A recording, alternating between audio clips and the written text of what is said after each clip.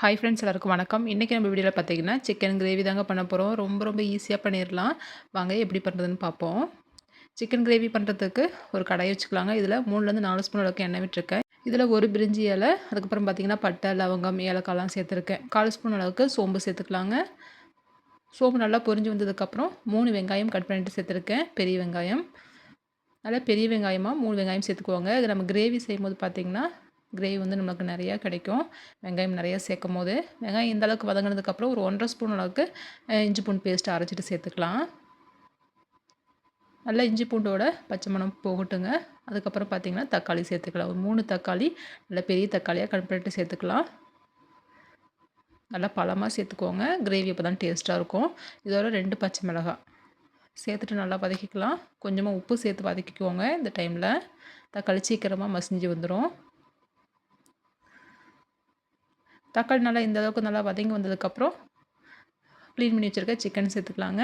நான் மஞ்சத்தூள் போட்டுட்டு நல்லா கழுவி வச்சுருக்கேன் சிக்கனை. 1/2 கிலோ அளவுக்கு சிக்கன் எடுத்திருக்கேன். அதுக்கு வந்துட்டு 3 வெங்காயம் 3 தக்காளி கரெக்டாக இருக்கும். தேவையான அளவு உப்பு சேர்த்துக்கோங்க. 1/4 ஸ்பூன் அளவுக்கு மஞ்சத்தூள் சேர்த்துக்கலாம். சேர்த்துட்டு நல்லா கலந்து விட்டுக்கலாம். அடுப்பை வந்துட்டு மீடியமில் வச்சுட்டு நல்லா இந்த மாதிரி தண்ணி விட்டு சிக்கன் நல்லா வெந்து வரணும்.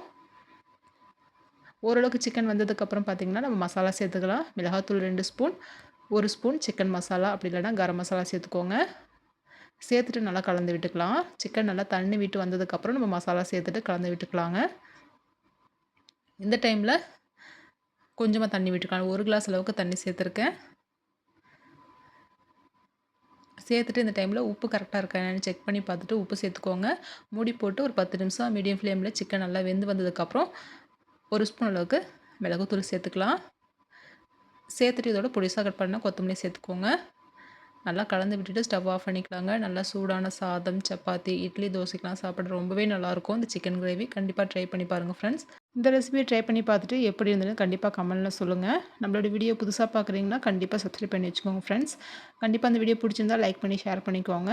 தேங்க்யூ.